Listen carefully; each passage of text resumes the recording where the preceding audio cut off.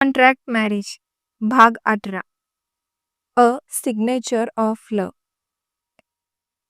आजच्या भागात ती त्याच्यापासून दूर जायचा प्रयत्न करत होती, पण तो तिला जवळ ओढत होता.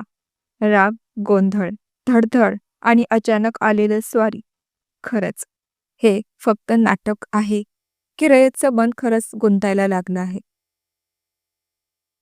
मागील भागात अर्णतराव अगोदरच गाडीमध्ये जाऊन बसले होते. तसं हे सगळ्यांना आवरा पटकन म्हणून ते वैतागले होते. सुलोचनाताईंचं ठरलेलं होतं का त्यांचा पूर्ण वेळ घ्यायच्या. बाहेर जाताना एकदम मॉडर्न लुकमध्ये त्या असायच्या. आजही त्यांनी मस्त सलवार सूट घातला होता. हातात मोठी पर्स घेऊन सगळे मेकअप शेपअप करून तयार होऊन त्या गाडीजवळ बसल्या. आणि त्यांना तसं तयार झालेलं पाहून अरुणातरावांची या वयातही विकेट पडली. Mom, you are looking very pretty. Driving सीटवर बसलेला रयत सुलोचनाताईंकडे पाहत म्हणाला. अरे तिकडे बघ तिकडे. सुलोचनाताईंनी रयतला ईशाकडे पाहण्यासाठी इशारा केला. हजार वेळा समजावून सांगितलं तरी पण हे लोक मला कसे फोर्स करू शकतात हे समजत नाही. वैतागलेल्या आविर्भावात रयतने त्या दिशेला पाहिलं आणि तो पाहतच राहिला. समोरून ईशा गिरिजा मावशी सोबत चालत येत होती. आता पुढे तिने मस्त बेबी पिंक कलरचा वन पीस घातला होता.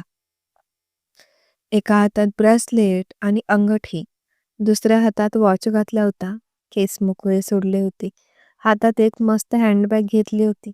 ती मावशी आईसोबत गप्पा मारत येत होती. दोघीही गप्पा मारताना हसत होत्या. ईशा स्वभावाने मोकळी होती. बोलताना ती हसून बोलायची. हसताना तिच्या चेहऱ्यावर येणारे केस ती तिच्या एका हाताने बाजूला करायची. कानातील झुमके बोलताना गोल गोल फिरत होते. ओठावर लावलेली लिपस्टिक पांढऱ्या दातांची शोभा वाढवत होती. मस्त लुकलुकणारे तिचे बोलके डोळे काजळ घातल्यामुळे आणखीनच पाणीदार दिसत होती. चला निघायचं, असं म्हणून मावशी आई आणि ईशा गाडीजवळ येऊन थांबल्या. तसं रयतची नजर खाली पडली. रयतच्या शेजारील सीटवर अरुणातराव बसले होते. गाडी तशी मोठी होती. मधल्या सीटवर सुलोचनाताई आणि ईशा बसल्या. मावशी आई मागे आरामात बसल्या, कारण सुलोचनाताईंनी शेतातील सखा आणि मंदाला पण देवदर्शनासाठी बोलावलं होतं आणि मावशी आईंना आता त्या दोघांसोबत गप्पा मारायच्या होत्या. रयत ईशाकडेच पाहत होता. आज ती खूप सुंदर दिसत होती आणि तिला सारखं पाहायची रयतची इच्छा होत होती. पण त्याला असं सगळ्यांसमोर तिच्याकडे पाहता येत नव्हतं. म्हणून मग तो तिला मावशी आईला बोलताना चोरून पाहत असते. सगळे खुश होते. खूप दिवसांनंतर सगळे एकत्र आले होते. गाडी सुरू झाली आणि थोड्या वेळात गाडी स्पीडने हायवेवर आली. सुनबाई, गिरिजा मावशीने पाठीमागून सुलोचनाताईंना आवाज दिला. जी मावशी आई? सुलोचनाताई मागे वळून म्हणाल्या. ड्रायव्हिंग करणाऱ्या रयतचं लक्ष मात्र मागच होतं. सगळं सामान घेतलंय ना? गिरिजा मावशी रयतच्या लग्नासाठी नवस बोलल्या होत्या आणि तो नवस त्यांना तिथे सत्यनारायण आणि अभिषेक करून फेडायचा होता.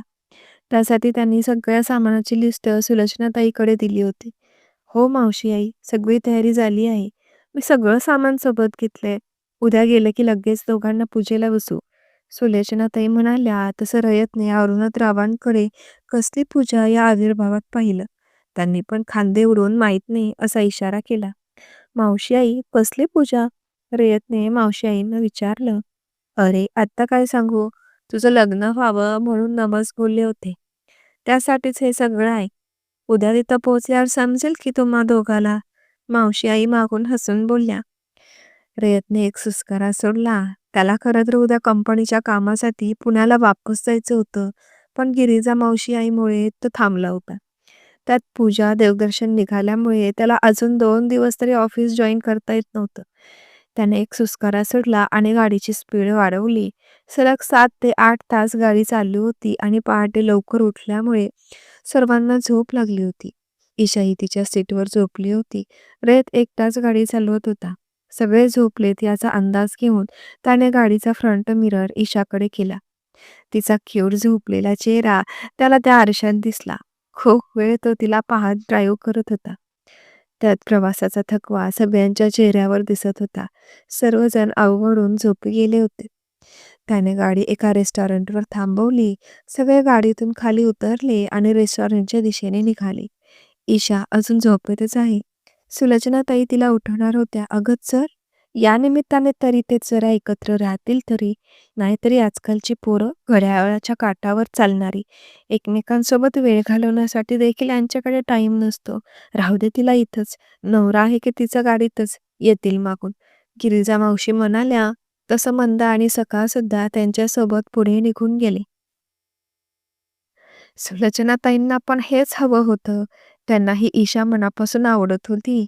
या निमित्ताने का होईना ते दोघे जवळ यावे, देवाला मनोमन त्या प्रार्थना करत होत्या. अचानक त्यांचं लक्ष मागे गेलं तर रयत तसाच ईशाला गाडीत ठेवून चालत येताना दिसला. त्यांनी लगेच मावशी आईनं खुणावलं. मावशी आईने पण मागे वळून पाहिलं. "अरे, बायको गाडीत ठेवून कोणी येतं का? असा कसा रे नवरा तू?" मावशी आई रयतला बोलल्या आणि वेगात चालत येणाऱ्या रयतची पावलं तशीच अचानक थांबली. आता काय? त्याला मावशी आईला नाही म्हणता येत नव्हतं. तो तसाच मागे फिरला आणि चालत गाडीजवळ गेला.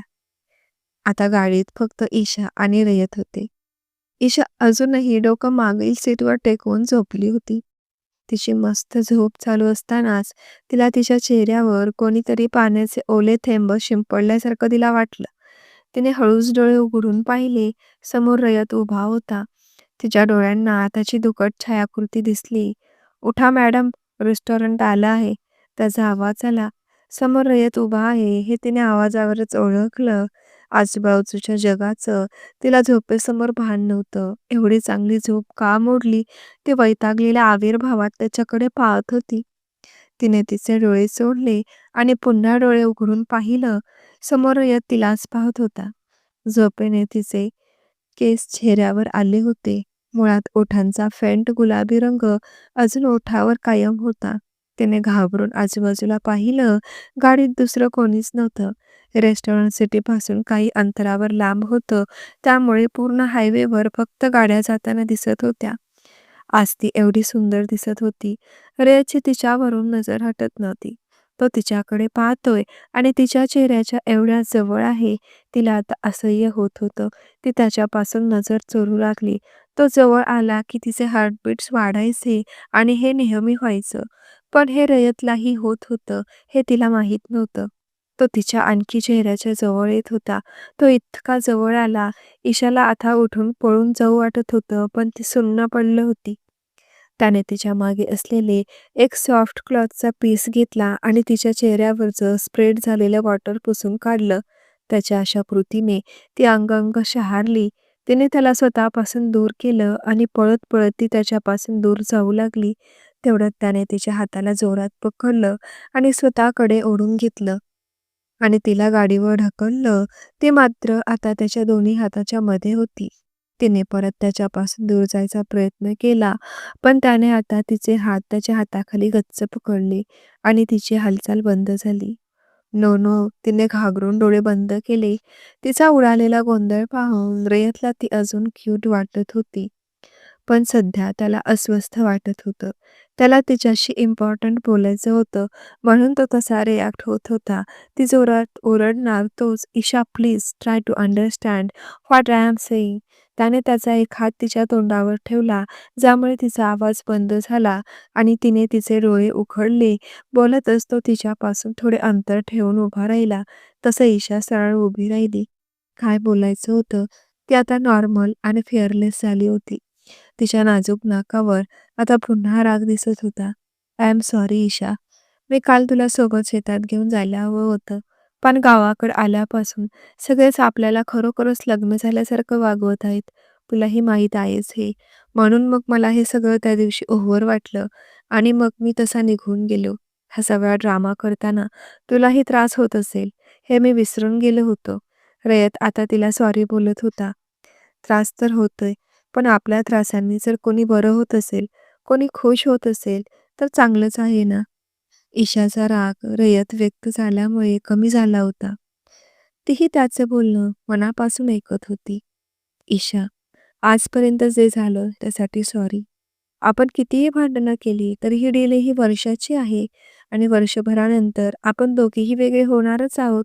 तर मग प्लीज आपण एकमेकांचा द्वेष न करता चांगले मित्र बनून राहूया. आप्पासाठी नवरा-बायको आणि घरच्यांच्या समोर फ्रेंड्स. रयतलाही ईशाचं वाईट वाटत होतं. या सगळ्यांमध्ये तीही नकळत भरडली जात होती. हे जबरदस्तीचं बंधन निभावताना त्याला त्रास होत होता. तेच बंधन निभावताना तिलाही त्रास होत असेल म्हणून तो व्यक्त झाला होता. पण ती त्याला लाईक करते खूप अगोदरपासून हे त्याला अजून माहीत नव्हतं. रयत अजून काहीच बोलणार तोच अचानक कोणीतरी त्यांच्याकडे पाहत असल्याची जाणीव त्याला झाली. त्याने वळून पाहिलं आणि समोर उभ्या होत्या गिरिजा मावशी. त्यांच्या चेहऱ्यावरचा भाव पाहून दोघांच्याही पायाखालची जमीन सरकली. त्यांनी नेमकं काय पाहिलं होतं? पुढचा भाग जाणून घेण्यासाठी चॅनेलला सबस्क्राईब करा, जेणेकरून येणाऱ्या पुढील भागाचं नोटिफिकेशन न चुकता तुमच्यापर्यंत लवकर पोहोचेल.